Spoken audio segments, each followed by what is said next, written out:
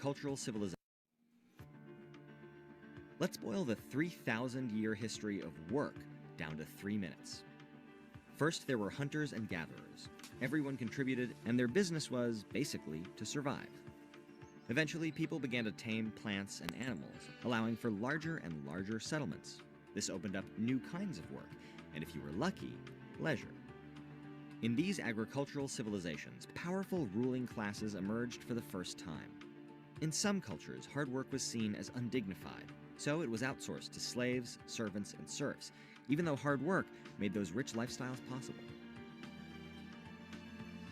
In other places, hard work was seen as a virtue, one that signified a person's contribution to society, promoted group harmony, or pleased the gods. For some, working hard became synonymous with doing good and repenting for one's sins. Where land was cheap and plentiful, families could establish their own farms. Working the land took on a sense of community. All family members pitched in, depended on each other, and their work was never done. In many parts of the world, agricultural improvements enabled surplus crops to feed more and more artisans living in cities and towns. And so came the craft stage of work, like shoemakers and carpenters, all very skilled and specialized. Then, industrial and capitalist revolutions changed everything, and brought with them mass production. New kinds of factories demanded new kinds of workers, all eager to earn a living however they could in a rapidly changing world. Some workers banded together and took historic stands for humane work conditions and demanded all kinds of fundamental rights, including the 40-hour workweek. The development of computers, the World Wide Web, and widespread education ushered us into the knowledge-based economy. While new opportunities are available for some, globalization and other forces are leaving other workers behind, feeling like they can't get ahead no matter how hard they try. As fewer people and fewer hours are needed to do the work of yesterday, people are adapting again. So here we are. Is this the end of work's evolution? No. How you live and work will invent the future. You will work in order to eat. You'll eat by outsourcing food production to other workers. You'll tap into a deep human drive to work on something and to make a genuine difference doing it. You'll rely on your networks and connections to help you out, and you'll help others too. Maybe you'll specialize in something no one has thought of before, using technology no one's seen before. Maybe you'll make your voice heard among those who find themselves excluded from today's economy. So keep on working, creating, and inventing the future of work.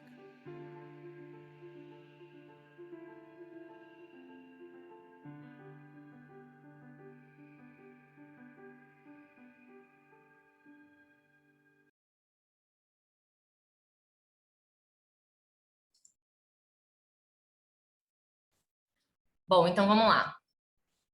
Gente, não sei se vocês conseguiram ver, né, direitinho o vídeo, tudo, mas depois ele vai ficar disponível se vocês quiserem, né, dar uma olhada de novo.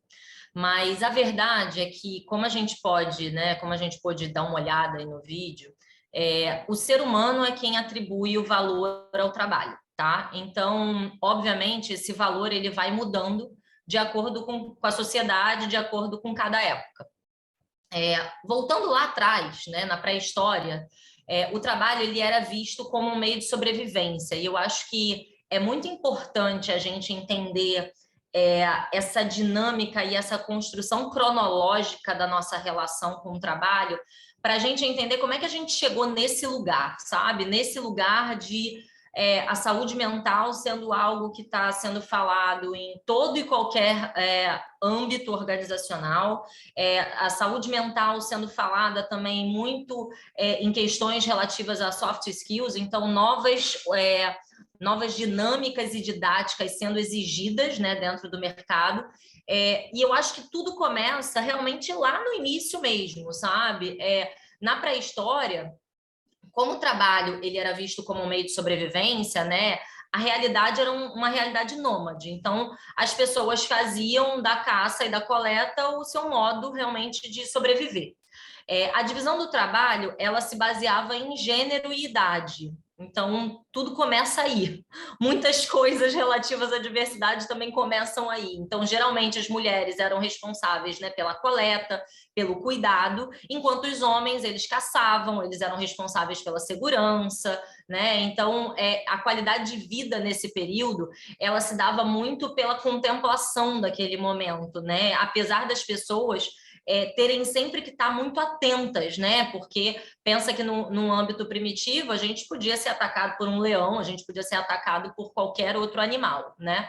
E o ser humano, ele procurava e procura, né, se adaptar ao meio. Então, assim, não tinha nenhum tipo de necessidade supérflua, né? Então, aquele tênis bonito que você vê no Instagram, esquece. Aquela blusa que você acha que vai ficar maneira em você. Também não existia busca pelos excessos, né? Então, era apenas o necessário. E necessário, quando a gente pensa no necessário, a gente pensa lá na base da pirâmide de Maslow mesmo, sabe? O que é necessário para eu sobreviver? Então, comida e algumas regras básicas de sobrevivência. Então, o conceito de saúde mental, obviamente, não existia, né? O que a gente sabe é que qualquer tipo de distúrbio psíquico, naquela época, era denominado como algo que vem, né, de ações de forças sobrenaturais, né, de forças externas. Então, a loucura tinha uma cadência muito com esse acesso a coisas que a forças que a gente não consegue ver,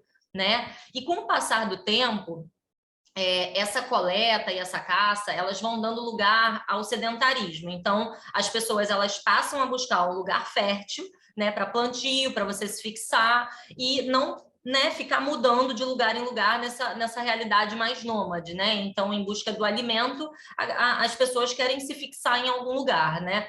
E o sedentarismo somado a esses conhecimentos sobre clima, sobre terra, sobre a domesticação de animais, isso resulta numa nova concepção de trabalho, né? E numa nova forma de se organizar socialmente, né? Surgem as aldeias, né? Os pequenos comércios, então acaba surgindo uma categoria de trabalhadores especializados. E o destino, né, dessa produção, desse excedente da produção, ele agora pode ser vendido. Então você não está mais caçando e colhendo, né, coletando para si só. Agora você pode fazer isso para si e você pode pensar também nesse excedente de produção para alguma venda, tá? Com o sedentarismo, né, e com essa agricultura, também começa a surgir essa visão mais de longo prazo, sabe? Se distanciando da primeira lógica, né, que era de consumo imediato. Então, nesse momento, se inicia, mesmo que de forma super embrionária, a preocupação e essa ansiedade com relação ao futuro, né? Obviamente não existiam estudos sobre os efeitos disso, né, na saúde psíquica das pessoas na época, mas hoje a gente sabe o quanto que a incerteza quanto à alimentação é algo que certamente move a gente e move a nossa psique para lugares ruins, né? Então, de novo, é a base da pirâmide de Maslow, né? Então, quando a gente começa a formar, né, essas aldeias, essas cidades, isso também vai dando a formação aos impérios, né, às civilizações. Então, na Grécia Antiga, tinha uma separação muito clara entre o mundo do trabalho, né, e da necessidade, e esse mundo guiado pela razão, né, pela mentalidade, pelo racionalismo, né? Então, o trabalho físico, braçal, ele era visto como algo que inibia as pessoas de trabalhar a mente, de fazer esses trabalhos reflexivos. Então, ele torna o ócio, né, um estado muito positivo e dedicado à filosofia. Então, quem fazia o trabalho braçal, né, que era mais destinado aos escravos, era uma pessoa que realmente tinha que meter a mão na massa e a esfera, né, dos ricos, da sociedade, né, que tinham, né, acesso a todas essas riquezas, elas ficavam mais com esse trabalho mental, né, com essa contemplação, com esse trabalho conectado mais à filosofia. Obviamente, né, a gente também já sabe que a saúde mental, né, das pessoas que eram escravizadas, elas eram muito mais afetadas se você comparava a essas pessoas que praticavam o pensar, né? Assim, o esforço que era exigido, né, e a pressão em cima né, desses trabalhadores, a gente também já sabe que era tão intensa, né, a vida, né, que faziam com que eles, às vezes, até cometessem suicídio, muitas vezes para querer se livrar daquela realidade, tá? Então, apesar de eu estar usando o termo, de novo, saúde mental aqui em alguns momentos, é super importante frisar que naquela época, obviamente, não se falava sobre essa perspectiva, né? E de novo, qualquer tipo de distúrbio psíquico estava muito mais conectado a essas coisas mais sobrenaturais e à loucura do que qualquer outra coisa, tá? E aí, quando eu falo loucura, é zero indo numa linha negativa, tá? Então, muitas vezes essa loucura era exatamente conectada a um privilégio, porque seria uma forma de acesso a essas atividades, esses seres divinos, tá? E aí, o que acontece é que... Isso, pode passar, Leandro. E aí o que acontece é que, com o tempo, né, esse sistema escravista aí de produção, né, do Império Romano, ele vai dando lugar a esse sistema mais servil, que é o que a gente está vendo, né, aí na pirâmide, que é o feudalismo, né? Então, onde a gente tem uma clara divisão entre o que é social, né, a sociedade, o que é da parte mais social e aqueles que trabalhavam. Então, assim, aqueles que trabalhavam estavam no patamar inferior da pirâmide que vocês estão vendo, e aqueles que eram pertencentes à nobreza, que estão lá no patamar superior, eles não eram conectados ao trabalho. Então, a servidão, né, nesse sistema escravista do feudalismo, ela funcionava da seguinte forma. Então, o servo, ele recebia um pedaço de terra, né, para dali tirar o seu sustento e o sustento da sua família. Também nesse período, pode passar, Leandro, pode ir para o próximo slide, também nesse período existia esse referencial religioso católico, né, do trabalho como castigo ou penitência. Então, o nobre, ele não deveria trabalhar, porque o trabalho era visto como uma forma de redenção perante a Deus, né? Então, o sentimento de medo, tá, de uma possível punição eterna, divina, fazia com que o trabalhador ele buscasse motivação nos valores mais íntimos ali para fazer a sua função. Então, o que é muito desconexo, né? Assim, então, assim, quem está na base da pirâmide é quem tem alguma dívida com Deus e precisa meter a mão na massa. Quem está no topo da pirâmide não precisa meter a mão na massa, pode ficar lá, né? Com os seus pensamentos filosóficos, porque já está, ó, tá com a relação com Deus aqui, ó, super, são parças, tá?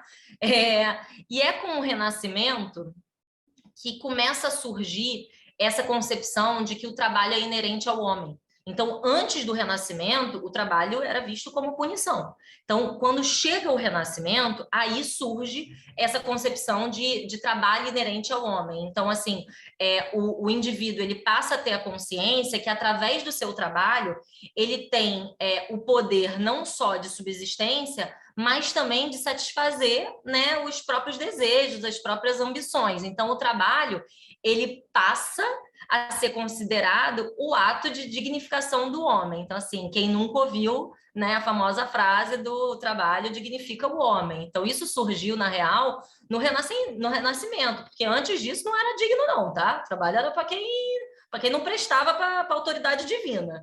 Então, olha só que louco, né? Porque você sai do 8 e você vai para 80. Né? Então, assim, quem trabalha, então, tem uma dívida grande com Deus e você sai de quem tem dívida grande para...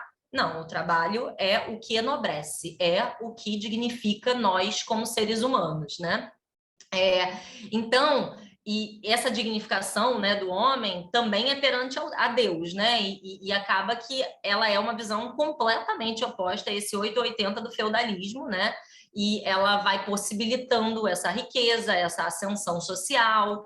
Isso faz com que as pessoas comecem a gerar, né, um maior individualismo, uma vida um pouco mais regrada, mas agora com mais apego, né? Com mais apego ao dinheiro, com mais apego a bens, ao patrimônio. Então, acaba que nessa nova dinâmica geográfica, né? Com essa expansão das cidades, essas segmentações de classe, que começaram a ser impostas pelo capitalismo, isso faz com que a produção feudal ela vá perdendo lugar. E aí, aos poucos, as mudanças chegam, né, nas organizações políticas, nas organizações jurídicas e, obviamente, nos modelos e modos de produzir e de se comercializar. Então, começa a vir essa lógica de acumulação no trabalho, e aí a gente começa a entender também um pouco como é que a gente vai chegando nessa revolução, né, industrial. Então, pode passar, Leandro, por favor. O que a gente viu até agora, tá? Antes da gente chegar na primeira revolução industrial. Então, vou fazer só um resuminho aqui, que a gente viu, então, que o trabalho, ele passa da subsistência à escravidão na Grécia Antiga. Depois, a gente passa pela servidão na Idade Média, né, que é essa pirâmide, né? E aí a gente sai da servidão e começa a ir para a valorização do artesão. No período do renascentista, né, nessa coisa de enobrecer o homem, até o surgimento do capitalismo e desses modelos de trabalho digno. Né? Então, acaba que a gente vem fazendo toda essa construção, mas se vocês repararem, algo em comum de toda essa dinâmica é exatamente a base da pirâmide está sempre em dívida. A gente está sempre em dívida, tá? Então, acho que isso é em comum desde o primeiro surgimento da gente como seres humanos, tá? Pode passar, Leandro, pode ir para o outro slide. Esse slide aí mesmo, não, pode voltar, foi mal, eu achei que você estava no outro aí. Bom, e aí quando a gente vai, né, para a primeira revolução industrial, muitos de vocês provavelmente já devem ter, né, ouvido falar aí bastante. Obviamente ela acontece, né, no século XVIII, ela traz muita mudança, né, nesses modelos de trabalho. O indivíduo agora, ele é realmente retirado desse ambiente, né, onde as relações de trabalho eram fortemente agrícolas, né, construída dentro de um âmbito familiar, né, dentro de toda aquela dinâmica agrícola, né, e ele passa para um ambiente de automação, né? Então ele passa, quando chega a Revolução Industrial, vem todo o ambiente de automação, de mecanização, esse ambiente de impessoalidade começa a surgir.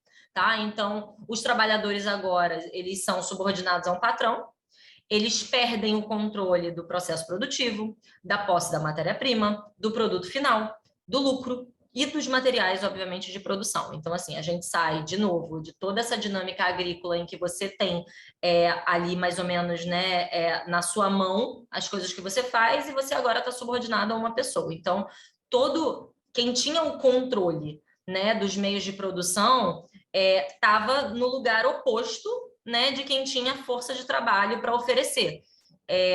Essa mecânica, essa mecânica mental, ela não é tão diferente assim do feudalismo, né? Então, quando a gente para pensar, acaba que as nossas organizações vão mudando, mas a mecânica mental ela segue muito parecida, né? Então, durante a Revolução Industrial, né, a rotina do trabalhador não era nem um pouco saudável, né? As pessoas eram praticamente reduzidas à máquina, né? O trabalho era duro, era mal remunerado, era repetitivo, as jornadas eram de 12 a 15 horas, muitas vezes sem pausa, num ambiente completamente destrutivo fisicamente, né? De ergonomia, etc.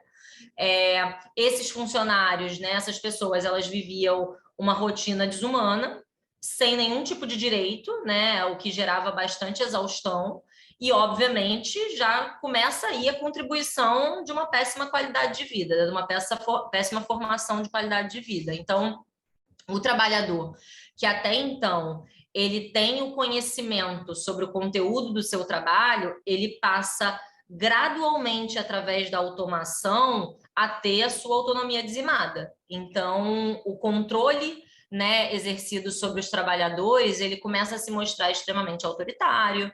Essa desapropriação do que eu faço, né, ela se somava ao cansaço físico, né, e essa desapropriação ela também gera um cansaço psicológico, né, no sentido da gente se tornar totalmente frustrado porque a gente não tem poder sobre si.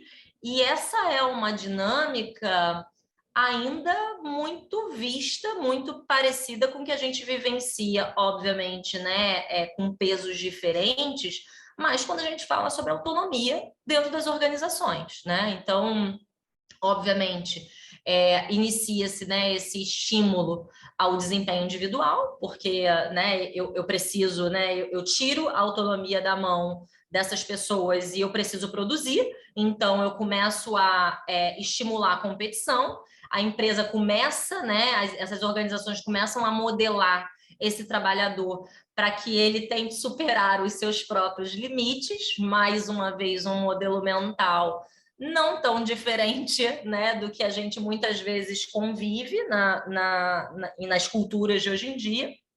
Então, a lógica de produtividade a qualquer custo, ela começa a nascer ali. Então, ela começa a nascer nesse lugar das relações no na Revolução Industrial, para a gente ver o quanto que isso é antigo, sabe? O quanto que a gente vem repetindo também alguns comportamentos. Pode passar para o próximo slide, Leandro. Quando a gente vai, né, para esses modelos, né, desse pós primeira revolução industrial, a gente tem alguns, né, alguns modelos que a gente com certeza já ouviu aí nos estudos, né, já ouviu falar em alguns cenários da nossa vida, mas com certeza a gente não ouviu fazendo essa relação, né, de indivíduo. E uma das primeiras, né, um dos primeiros conceitos, né, que surgem aí depois dessa revolução industrial são conceitos conectados à qualificação, à competência, né? Esses conceitos no trabalho, eles surgem durante a primeira organização científica de trabalho, que é o famoso Taylorismo, né? No fim do século XIX. Então, essas palavrinhas competência e qualificação, elas surgem no século XIX, tá? Tem bastante tempo. E acaba que o aumento da concorrência durante esse período ele coloca os empresários duas questões muito fundamentais, exatamente. Vários trabalhos, né, no ensino médio, por isso que eu tento resgatar, assim, porque assim, a gente com certeza já olhou para feudalismo, para, né, esse ponto da Grécia Antiga, para a pirâmide servil, para o Fordismo, para o Taylorismo. Só que aquilo, né, a gente estudava naquela dinâmica de sala de aula, né, de escola tradicional. Estudava e decorava para a prova, mas hoje a ideia é a gente começar a fazer essa conexão com o mundo atual, tá? Do que a gente vive hoje no mundo atual. Então, enfim, quando a gente, com esse aumento, né, da concorrência, do surgimento, né, dessa dinâmica industrial, os empresários acabam tendo duas questões fundamentais, né, para pautar a forma de trabalho da época, que é produzir, né, produzir com qualidade e produzir com baixo preço. Uma dinâmica que não é tão, né, antiga, ou melhor, que é bem antiga, mas não é uma dinâmica tão diferente de algumas situações que a gente vê hoje em dia, tá? Então, nesse contexto, né, Taylor, que era um engenheiro mecânico, ele publica essa obra que lá no ensino médio a gente vai lembrar também dos princípios da direção científica da empresa, onde pela primeira vez alguém expõe, né, ele expõe o seu método para otimização de produção em fábrica. Então, daí surge o famoso Taylorismo. E aí... Oi? Uma dúvida. Sou o tutor aqui, tá? Que daí estimula, às vezes, a discussão dos alunos também. Boa. Eu ouvindo você apresentando os slides, fazendo algumas apresentações, e tenho estudado muita novidade. Porém, eu leio o texto sempre de forma crítica, da onde que fundamentou, qual foi a referência. E as referências são bem direcionadas a essas, basicamente, duas propostas que você está trazendo. E por que isso se repete há tanto tempo e só tem sido de forma mascarada como algo novo, com um nome diferente, com nome, no caso do Brasil, um nome americanizado, algo assim que traz uma sensação que a gente está tendo essa autonomia, mas isso na prática ela não acontece, acaba sobrecarregando o profissional ou é só uma sensação mesmo? Não, não é sensação, não. Não é sensação, não. E a gente vai, né, eu acho que durante a aula aqui, a gente vai conseguir fazendo essas relações, e aí eu acho que tem uma questão muito fundamental de autoconhecimento, sabe, Leandro? E que aí não vai ser nessa aula, vai ser na nossa segunda aula, justamente para deixar o gostinho em vocês aí, para a gente entender o que é autoconhecimento, o que é saúde mental, porque nessa dinâmica, lembra que eu estou falando desde o início aqui, que a dinâmica de saúde mental, essa fala, ela não existia, a gente não tinha essa conexão com o psíquico, né? De novo, as conexões com o psíquico, elas eram conectadas à loucura, né? A quem tinha acesso àquelas verdades, sabe, divinas. Então, essa desconexão, ela faz com que a gente fique muito mais suscetível a quem tem recurso.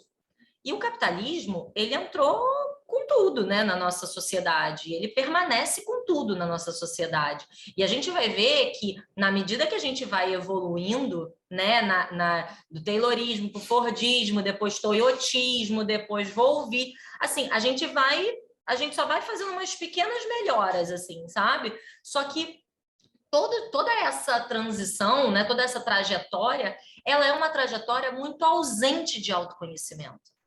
E aí, né, um negócio que eu ia até falar no final da aula, mas assim, tem um artigo, né, que a galera da Coru colocou, né, para vocês, para os alunos terem acesso, né, que a gente nem pediu isso para ser pre-work, nada, mas é um artigo que eu escrevi no ano passado sobre o movimento anti-trabalho.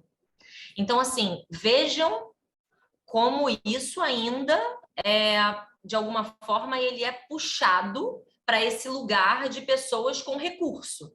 Porque até quem toma uma decisão por si, né, por privilegiar a sua saúde, por privilegiar melhores condições de trabalho, esse movimento começa a ser chamado de antitrabalho. Depois é que ele vira grande resignação.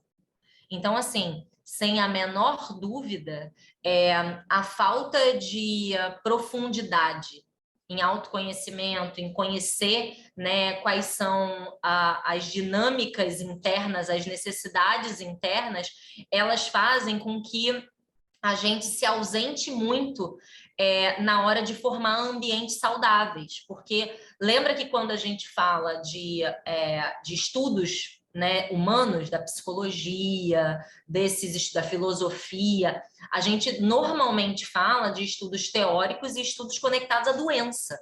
Então, assim, até ontem, a psicologia era ligada à doença, não era ligada a autoconhecimento e potência. E na real, isso aconteceu não tem nem 2 anos, sabe? Porque eu lembro a minha discussão sobre isso da Ambev há 2 anos atrás, quando todo mundo me pergunta, Mari, como é que você conseguiu levar saúde mental para dentro da Ambev, essa empresa que tem uma reputação, né? E foi um pouco dessa dinâmica de falar assim, galera, vamos lá, a ausência de doença não significa boa saúde psíquica. A ausência de doença é uma coisa, tanto é que a OMS também, né? Olha, eu já antecipando a segunda aula. Eu sou essa pessoa, tá, gente? Eu cruzo, eu volto. Então, assim, né? Me impeçam. Fala, Mariana, volta. Então, a gente tem muita coisa relacionada a isso, sabe? Eu acho que a tua pergunta, ela leva a gente muito para esse lugar, sabe, Leandro? E é uma pergunta muito, muito boa, inclusive, tá? Então, voltando aqui para essa linha, né? Essa trajetória da gente, então o Taylorismo ele defende, né, essa divisão do trabalho. Então, o Taylorismo ele faz essa divisão do trabalho em pequenas tarefas, né? E são pequenas tarefas que são completamente complementares e encadeadas, né? Então, o papel da pessoa que está ali, né, produzindo na linha de produção, se resume em executar aquela tarefa no tempo mínimo, pré-definido e totalmente articulado com a tarefa seguinte. Então, essa é a dinâmica da cadeia de produção. O que acontece, né? Essa é uma dinâmica extremamente mecanizada, retira completamente do operário qualquer tipo de autonomia e criatividade.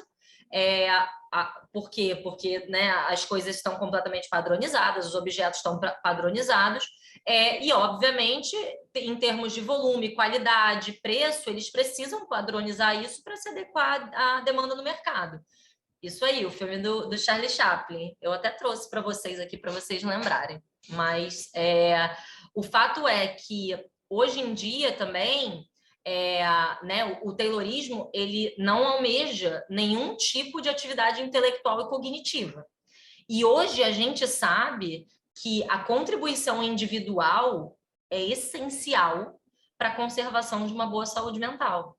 Então, assim, por que que hoje a gente fala tanto de autonomia? Por que que hoje a gente fala tanto de erro? Porra, abraçar o erro, fazer, né, transformar o ambiente num ambiente seguro psicologicamente. E vamos lembrar, né, que seguro psicologicamente não é sobre a ausência de conflito, muito pelo contrário.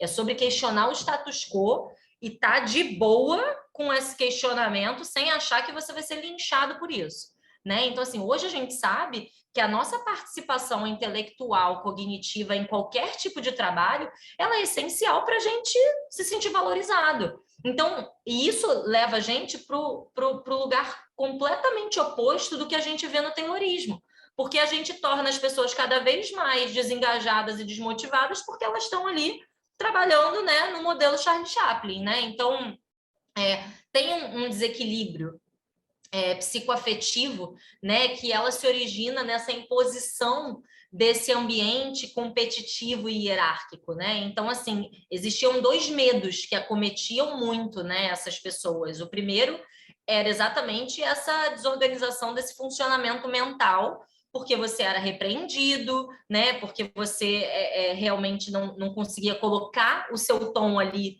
né, no lugar onde você passava a maior parte do seu tempo, né? E o segundo ponto era um medo também sobre a deteriorização do seu corpo, né? Ligado assim, diretamente às condições, às más condições de trabalho, né? Ergonômicas mesmo. Então, algum tempo depois, né, que isso, que o Taylorismo ele surge, Ford se apropria da teoria, né? Ele dá uma mexida ali na teoria, elimina uns desperdícios, reduz umas complexidades ali para buscar a máxima produtividade, que a produtividade já está permeando o nosso ambiente de trabalho. E aí, o que difere basicamente a característica, né, o que difere esses dois modelos é basicamente a implementação da tecnologia, porque Ford trouxe as esteiras rolantes, né? E as esteiras rolantes para a produção em massa foi o que deu o ritmo, né? Então, basicamente, essa é a grande diferença entre um e outro. Então, quando a gente vai para o Fordismo, a gente sabe que, né, essa produção industrial ela também surge de um norte-americano, né, Henry Ford, né, que foi o fundador lá da Ford Motors Company. Isso aconteceu em 1914, tá? E aí, né, foi difundido no mundo todo aí durante o século XX. E no Fordismo, o trabalho era ainda mais intenso do que no Taylorismo, porque a redução do tempo de produção ela foi feita, né, para diminuir a complexidade, e a alta demanda por produtividade também começou a bater, porque eu falei, ó, reduzir complexidade, então agora eu preciso de alta produtividade, tá?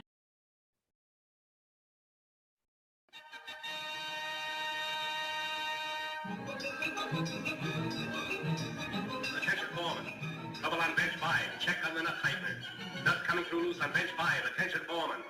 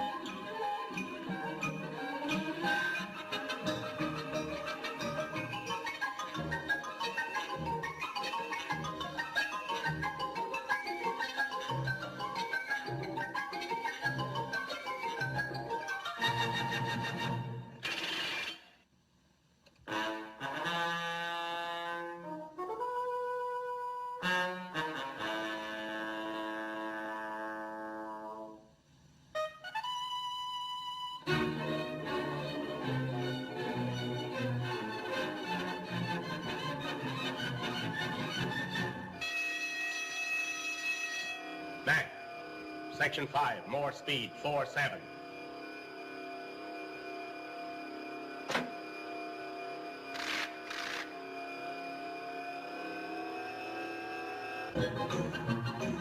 Relief man passing. Relief man passing.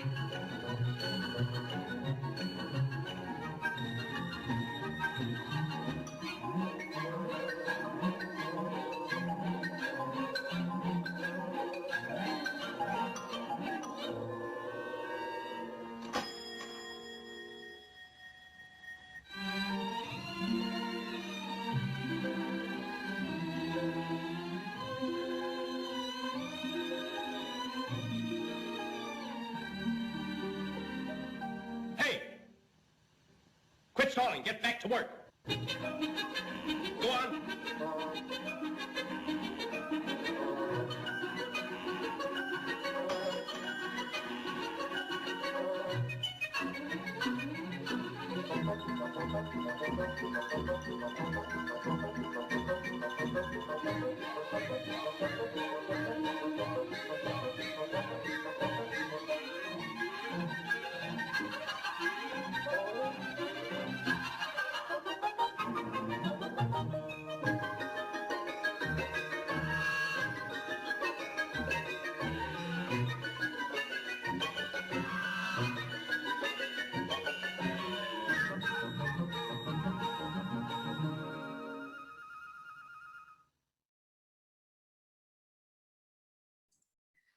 Gente, imagina, né? Agora, assim, imagina viver dessa forma, né? Porque é algo que a gente não consegue... Eu, pelo menos, né? O Felipe falando, né? Rever essa cena é sempre como a primeira vez, como é que a gente era arcaico.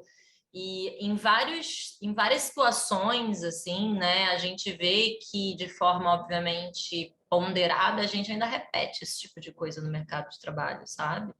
E isso é que é assustador, né? Porque a verdade é que a implementação, né, de uma linha de montagem, né, ela tornou o processo produtivo mais organizado, mas contribuiu para que o trabalho fosse extremamente repetitivo, acelerado, especializado em uma única atividade, né? Você vê que Chaplin fica ali, ó, na única atividade, né, privando o trabalhador de conhecer, né, o processo inteiro de produção, tornando esse trabalho maçante, desgastante. Então, a verdade é que com o Fordismo, a divisão, né, do trabalho e essa busca por essa diminuição de tempo ansioso, de tempo ocioso, elas foram intensificadas. Então, nesse momento, a gente percebe essa interseção do trabalho com a qualidade de vida muito, muito conectados, né? Porque o aumento, né, começa a surgir a história dos aumentos salariais conectados ao estímulo do consumo, para manipular mesmo o trabalhador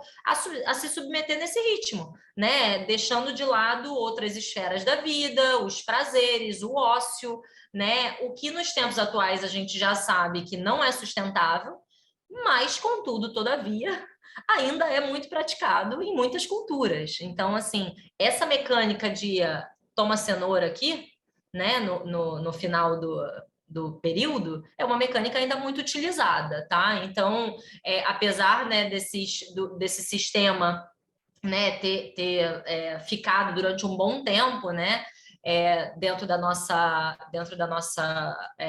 organização, o Fordismo ele entra em declínio nos anos 70, principalmente por 3 fatores. O primeiro deles, criação de leis trabalhistas, ó Deus, obrigado, Senhor, né, porque começa a existir, né, algum tipo de controle, a crise, né, as crises do petróleo, e o surgimento também de um novo modelo, o chamado toyotismo, né?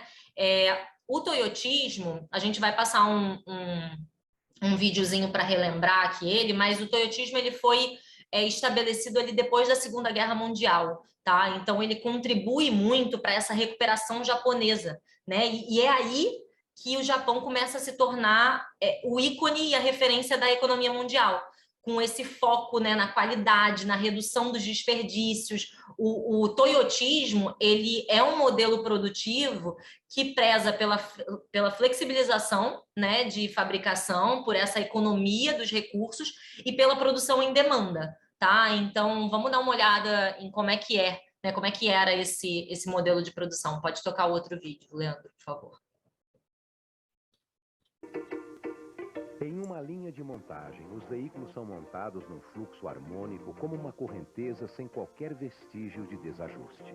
É o resultado da transmissão de geração em geração do espírito de pesquisa e criatividade na fabricação de produtos precisos para a sociedade, combinado à persistência em preservar a importância do ato de produzir. O sistema Toyota de produção, elaborado para entregar o melhor produto aos clientes dentro do prazo, eliminando totalmente os desperdícios, é um sistema japonês que tem como 2 pilares de ideologia automação com parada automática em situação anormal e just in time. Atualmente é propagado mundialmente como um excelente sistema de produção, o sistema Toyota de produção. Bom, então ele até fala aí no vídeo, pode passar para o próximo slide, Leandro, ele até fala aí no próprio vídeo, que tem 2 características que marcam bastante esse tipo de produção, né? Essa produção por demanda, né? Que elas só se iniciam no momento certo, né? O que ele chama aí de just in time, e a qualidade. Então, a gente sabe que a cultura japonesa e o sistema japonês, ele é muito rígido, né, nessa definição de controle de nível de qualidade. Então, quanto mais direcionado o processo produtivo, menores vão ser as perdas. Por isso que eles são muito conectados, né, a essa dinâmica de qualidade. Então, enquanto o modelo fordista, ele empregava uma mão de obra ali robotizada, específica para cada função, os toyotistas, eles buscavam por profissionais já de alta qualidade. Então, antes, a máquina se adequava ao trabalhador. Com o toyotismo, quem precisa operar, né, é quem precisa se adaptar. Então, sai uma cena, né, de uma fábrica com alto número de especialista em microfunção e a gente entra numa cena de uma indústria mais enxuta, né, com colaboradores mais generalistas e com capacidades mais altas mesmo de cognição para você poder criticar também o processo de produção. Na prática, essa rotina do trabalhador, né, diferente do que a gente viu nos 2 últimos modelos, ela exige um esforço mental maior e um esforço menor físico. Então, o indivíduo ele passa a ganhar uma maior liberdade de raciocínio para desempenhar suas atividades, resolver os problemas, mas aí surgem novos problemas, né? Que é o questionamento da sua capacidade, por exemplo, essa insegurança, muito por conta, né, desse papel maior, né, que a empresa exige, dessa responsabilidade que ele acaba pegando para ele diante de todas essas competências que são exigidas agora pela empresa. Então, aí começam a surgir demandas de um trabalhador mais escolarizado, com raciocínio lógico, né, com capacidade de se relacionar, de operar diversos mecanismos e máquinas, né, complexas e diferentes do que você operava ali no Fordismo, e, obviamente, além de realmente surgir também essa necessidade, né, de um indivíduo motivado, engajado, né, que veste a camisa da empresa, tá? Então, vamos lá, a gente surge com essa maravilha de vestir a camisa. Isso surge lá no toyotismo, nesse vídeo aí que vocês viram, sabe? Que a qualidade tá show, né? Que realmente é um vídeo super atual, tá? É aí que surge essa história. Então, quanto mais forte, né, são as formas, né, indiretas de controle sobre essa força de trabalho, querendo ou não, mais ocorre essa criação, né, de relações psíquicas das pessoas que contemplam ali dentro daquele ambiente, né, que estão vivendo aquele ambiente. Então, as relações psíquicas, elas se demonstram através de relação pessoal com cultura, de valor à empresa, do estímulo, né, a esse orgulho profissional. O indivíduo e a empresa, ele se torna uma pessoa só. Então, né, aí vai o depoimento aqui, que quando eu saí, por exemplo, da Ambev em outubro do ano passado, mesmo tendo me preparado anos para fazer esse movimento, quando eu saí, eu liguei para minha mãe E eu chorei com ela no telefone dizendo que eu tinha perdido o meu sobrenome e que eu não sabia quem eu era. Então, assim, ó, isso surgiu, tá? Vamos lembrar que surgiu lá no toyotismo e que eu, em pleno 2021, e tenho certeza que eu não sou a única, aqui, ó, me vi completamente perdida quando, né, também tomei a atitude de perder esse sobrenome, tá? Essa é uma das principais características do toyotismo, tá, gente? Então, isso é um negócio muito forte para a gente perceber. Depois dele vem o volvismo, tá? O volvismo, pode passar para o próximo slide, por favor, Leandro? É um modelo que surge na Suécia e ele foi idealizado, né, por um indiano da Volvo, né, na década de 60, como esse novo modelo de organização que valorizava e integrava a pessoa, né, o operário, no sistema de produção. Então, no volvismo, os funcionários eles começam a ter noção de todas as etapas de produção. Então, começa a ser delegado para o funcionário o ritmo de funcionamento das máquinas. Então, o trabalhador ele passa a ser visto não como realmente esse mero acessório, né, mas como um papel, né, de dar a sua originalidade ali ao produto final. Só que devido a essa grande participação, né, no centro das decisões desse processo e uma forte influência também, né, de reivindicação de sindicato, parará, uma vez que esse modelo ele proporcionava esse olhar, né, do trabalhador para a sua função dentro do próprio processo de produção, começa a ser uma obrigação por parte da empresa proporcionar boas condições de trabalho e o bem-estar aos funcionários. Esse autor, o Byung-Chul Han, ele traz essa diferença entre a vida ativa e a vida contemplativa. E ele diz, né, que nós, os homens, né, pós-modernos, os seres humanos, né, pós-modernos, eles estão viciados em agir. E muitas vezes a gente é dominado por essa rotina mecânica, a gente é anestesiado na nossa rotina e a gente desaprende a contemplar. Então a gente foge de tudo que nos causa tédio. Só que o tédio, ele é muitas vezes necessário justamente para que a gente tenha possibilidade de insight, de descanso, né, de desenvolver essas características, né, como a adaptabilidade, a verdadeira resiliência. Não é a resiliência que a gente fica pregando nas organizações, porque a resiliência que a gente fala nas organizações, assim, vou traduzir no formato mais chulo. Quem que aguenta tomar mais na cara? Isso é resiliência das organizações. Ah, porque fulano é muito resiliente. Resiliente por quê? Porque ele aguentou tomar até 3 tapas na cara durante 3 anos e tá aí, ó, entregando resultados. Isso não é ser resiliente, gente. Resiliência não é isso, tá? Resiliência é a gente aprender de verdade quais são aquelas coisas que são inegociáveis para a gente. Resiliência, ele vem de um termo de engenheiros, né? Assim, eu sou psicóloga, né? Então, assim, engenheiro, se tiver engenheiro por aí, quiser me ajudar, fica à vontade. Mas a resiliência, ela vem do termo, assim, de você poder tensionar um objeto e voltar, e aquele objeto voltar para aquele formato original. E assim, a gente está aplicando a resiliência completamente errada, porque a gente está vivendo tensionado. Quem é que vive tensionado, gente? Ninguém vive tensionado, a gente sobrevive tensionado. E vai ter uma hora que vai estafar, porque o cérebro é como um músculo qualquer do nosso corpo. Então, assim, a gente vive hoje também um negócio chamado ditadura da positividade ou positividade tóxica, e o Byung-Chul Han fala muito disso, que assim, os sentimentos negativos, eles são tão negados pela gente e muitas vezes medicados, né, que em função disso a gente acaba tendo uma visão muito superficial e anestesiada da vida, que é a história, na próxima aula eu vou abordar mais, mas é assim, eu tô a semana inteira com dor de estômago.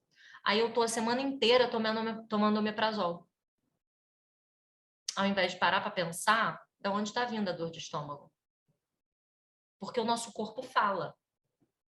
E a gente mal ouve o corpo, sabe? E isso é o ponto de negar o negativo. A gente só nega, a gente medica o negativo porque a gente não tem tempo a perder. Só que no caso, estamos perdendo, né? Então, a verdade é que quando a gente fala, né, desses modelos de sociedade que a gente viu aqui, a gente viu modelos de sociedades pautados em lei, né, na proibição, na punição. Isso tem um autor chamado Foucault, que fala muito em filosofia, em psicologia. Esses eram modelos de sociedades disciplinares. Hoje, a gente migrou para um modelo de sociedade de desempenho, de iniciativa, de motivação, de maximizar a produção, de maximizar a performance. Socialmente, o sujeito de desempenho ele é mais rápido e mais produtivo do que o sujeito de obediência.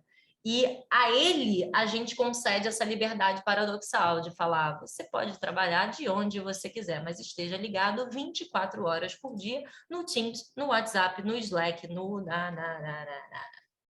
Tá?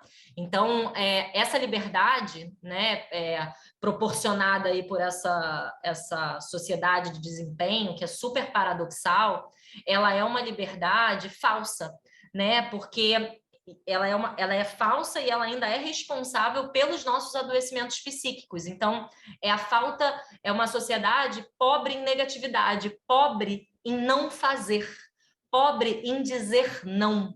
A gente não sabe dizer não.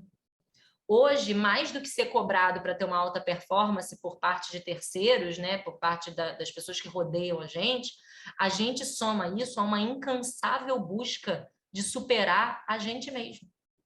Então, tá aí um tipo de liberdade que aprisiona, né? A gente está envolto numa vida ativa, numa ditadura positiva que faz acreditar que o desempenho e a alta performance são as regras de vida. A gente normaliza caso de estresse, a gente normaliza doença, a gente normaliza burnout, a gente não só normaliza, como durante muito tempo a gente competia burnout, a gente competia quem tinha menos tempo, isso era sinônimo de status. Até 2 anos atrás, gente. Até 2 anos atrás a gente estava sem tempo e isso significava que eu era muito importante. Muito importante, eu era incrível, sabe? Então, afinal, a performance a qualquer custo, ela é sustentável? O que seria um modelo de performance sustentável? Né? E Byung-Chul Han, ele fala muito que o ser humano ele precisa tanto da vida ativa quanto da vida contemplativa para ter esse equilíbrio. Então, a perda dessa nossa capacidade de dizer não, de contemplar, ela é corresponsável por essa histeria, por esse nervosismo e esse estresse sem fim da sociedade moderna. Fora outras coisas que eu passaria 1000 anos aqui conversando com vocês sobre comportamentos masculinos e femininos, sabe? Porque o comportamento masculino ele também seta muito esse tipo de direcionamento que a nossa sociedade vai, né? Então, assim, a verdade é que essa hipervalorização da vida ativa ela contribui para que o Byung-Chul Han chama de paradigma do desempenho. Então, ela fomenta uma obrigação autoimposta da gente ser capaz, disponível, motivado, verdadeiros heróis e heroínas, né? Só que assim, vamos lembrar que o herói e a heroína no filme, eles muitas vezes morrem. Né? Vamos lembrar que assim, eu não sei quem viu This Is Us. This Is Us, a série do meu coração. This Is Us é terapia coletiva, né, gente? Quem não viu, faz favor de ver. Se não faz terapia, vai fazer terapia com This Is Us. Porque This Is Us é assim, ó. E a Globo vai começar a passar This Is Us. É a terapia que é uma maravilha. E tem um personagem This Is Us que é o Jack. O Jack é aquele pai, sabe aquele pai assim? Puta, o pai dos nossos sonhos? Pois bem, vejam This Is Us e prestem atenção no que acontece com o pai dos sonhos, que não tem defeitos. Heróis e heroínas não têm defeitos, gente. O que acontece? É importante fazer essa reflexão. Então, a verdade, né, é que essas características elas contribuem para que a gente se autoexplore, se autoesgote e a gente fique projetando um eu ideal, inalcançável, que tem que sempre superar a si mesmo. E o burnout, na verdade, né, segundo o autor, né, o Byung-Chul Han, ele é resultado dessa concorrência absoluta com a gente mesmo. O burnout, ele vem dessa... E eu vou falar em primeira pessoa, porque eu vivi o burnout. Isso a gente vai ver na próxima aula. Mas eu vivi o burnout. Então, assim, é uma consequência completamente insana, que eu não desejo realmente para ninguém, sabe? E a verdade é que, assim, a gente buscar maneiras de equilibrar essa vida contemplativa e a vida ativa é hoje o principal desafio, mas também é um longo caminho, tá? Que a gente tem para percorrer. A verdade é que esse livro ele reflete muito bem o nosso jeito de viver hoje, sabe, gente? De trabalhar e o nosso adoecimento como sociedade. Então, assim, eu indico muito ele, tá? E às 20h33 a gente chega ao fim. Eu tinha o desafio de terminar 20h25 para vocês terem intervalo. Mas também foi muito bom aqui, porque a gente conversou, vocês trouxeram vários cases, então a gente chegou ao fim aí, a nossa primeira aula. A gente vai ter uma segunda aula para a gente falar de forma mais abrangente sobre esse panorama de saúde mental, do burnout, né? A gente vai cair um pouquinho mais para dentro disso. O burnout ele chegou com o pé na porta e agora eu acho que a gente já sabe que não foi do nada, né? Então, assim, o quanto que é importante a gente entender a nossa linha do tempo para a gente entender que, assim, o burnout ele não chegou do nada. Ai, galera, oi, tudo bem? Eu sou o burnout. Não. Ele vem sendo construído há muitos anos, sabe? A gente está só colocando a vírgula, tirando um negocinho, colocando a estrelinha, mandando o povo fazer yoga, meditação e boa, sabe? Então, eu espero muito que vocês tenham gostado da aula. Fiquei muito feliz de estar aqui com vocês. Eu ficaria com vocês aqui por mais horas.